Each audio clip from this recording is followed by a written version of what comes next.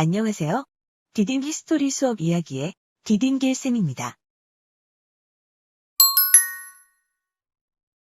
이번 영상에서는 고려의 종교와 학문의 발달에 대하여 소개해 보겠습니다. 고려시대에는 불교, 유교, 도교 등 다양한 종교와 사상이 시대에 따라 변화하며 발전하였는데요. 고려는 통일신라에 이어 불교를 국가 차원에서 중시하였으나 정치는 유교 이념으로 운영하여 정치와 종교를 분리하였습니다.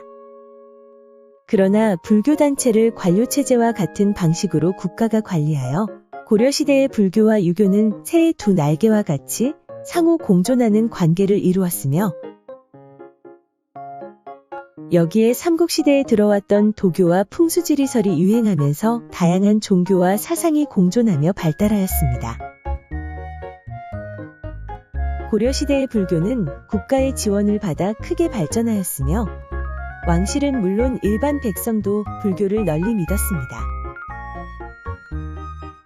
태조는 연등회를 비롯한 불교 행사를 성대하게 열 것을 당부하였으며 광종은 과거제의 승과를 설치하고 국사와 왕사 제도를 더욱 정비하였죠.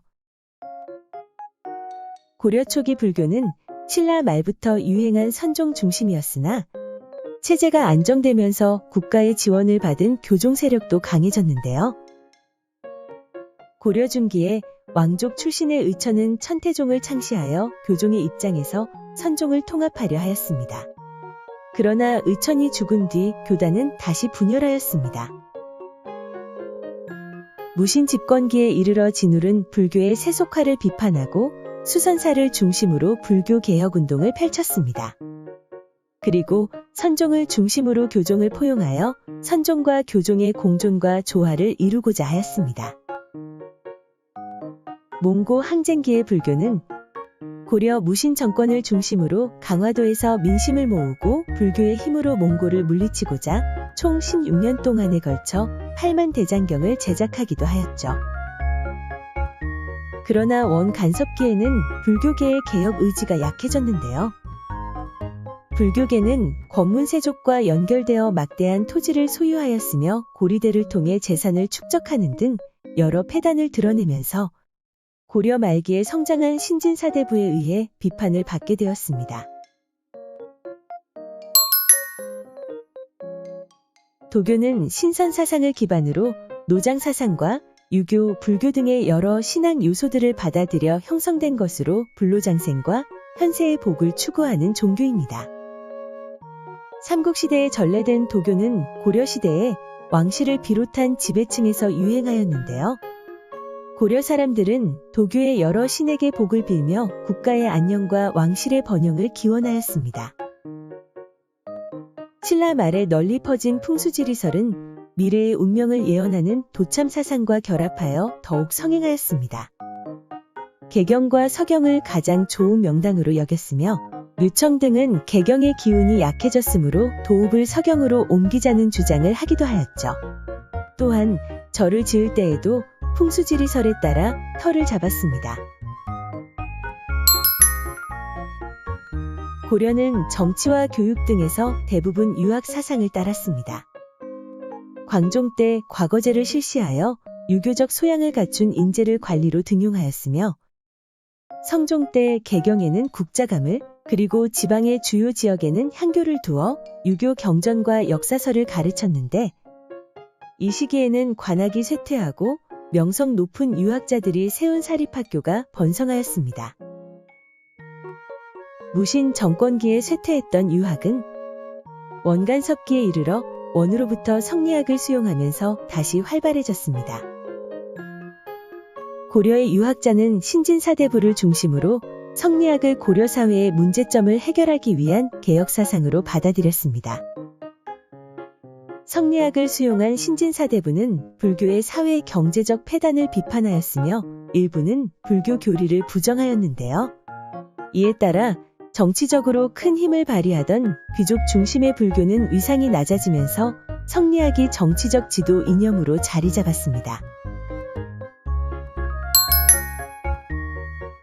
고려는 역사 서술을 중시하여 초기부터 삼국사, 칠대실록 등을 편찬하였으나 전하지 않습니다. 고려시대에 편찬되었던 역사서로는 삼국사기, 동명왕편, 해동고승전, 삼국유사, 제왕운기, 사략 등이 있습니다. 지금까지 전하는 가장 오래된 역사서는 김부식이 편찬한 삼국사기인데요. 김부식은 삼국사기를 유교적 합리주의 사관에 따라 서술하였으며 고려가 통일신라를 계승하였다고 보았습니다.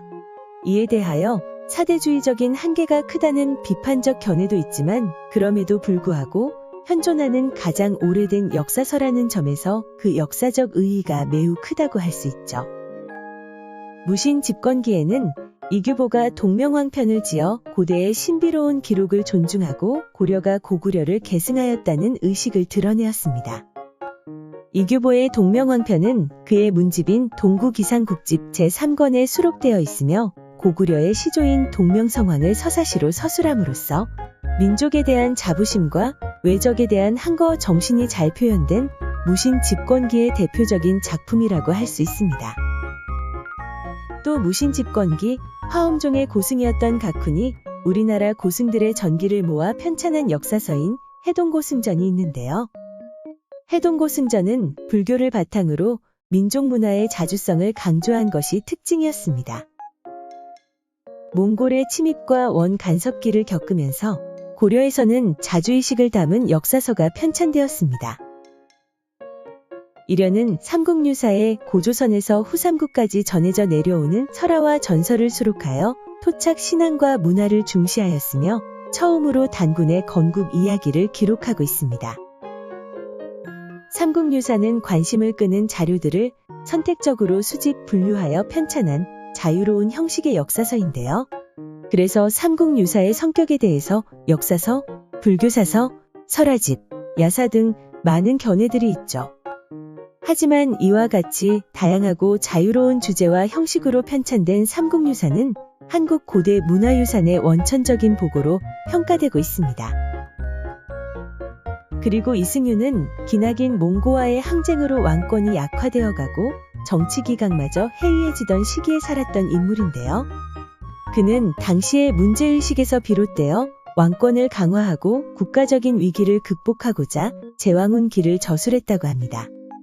제왕운기는 삼국유사와 마찬가지로 단군 조선을 우리 역사상 최초의 국가로 기록하고 있을 뿐 아니라 발해를 고구려의 계승국으로 인정하여 최초로 우리 역사 속에 편입시켰는데, 이는 만주일 때까지도 한국사 속에 편입시킴으로써 우리 민족이 유구한 역사를 가지고 있으며 중국과 구별되는 자주성을 가진 우수한 문화 민족임을 과시하고 있음을 알 수 있습니다. 고려 후기에는 신진사대부를 중심으로 성리학을 수용하면서 정통 의식과 대의명분을 강조하는 사관이 강화되었습니다. 이재현 또한 성리학에 대한 이해 수준이 높은 신진사대부로서 이와 같은 유교적 합리주의 사관으로 역사서를 기술하였으며, 이재현의 사략은 이러한 성리학적 의리와 명분에 입각한 역사서술이 적용된 역사서입니다. 사략은 제15대 숙종 때까지의 역사를 편년체로 기술한 역사서로 현재 전하고 있지 않습니다. 그럼 퀴즈를 풀어볼까요? 1번. 고려 중기에 왕족 출신의 의처는 해동땡땡땡을 창시하여 교종의 입장에서 선종을 통합하려 하였습니다. 무엇입니까?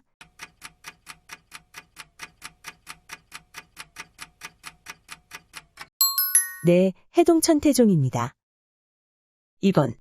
고려는 땡땡을 종교적으로 국가 차원에서 중시하였으나 정치는 땡땡 이념으로 운영하여 정치와 종교를 분리하였습니다. 무엇과 무엇일까요?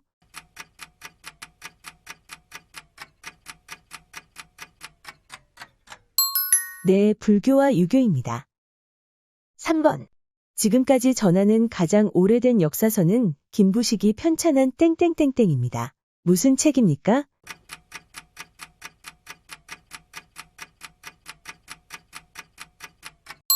네, 삼국사기입니다. 감사합니다.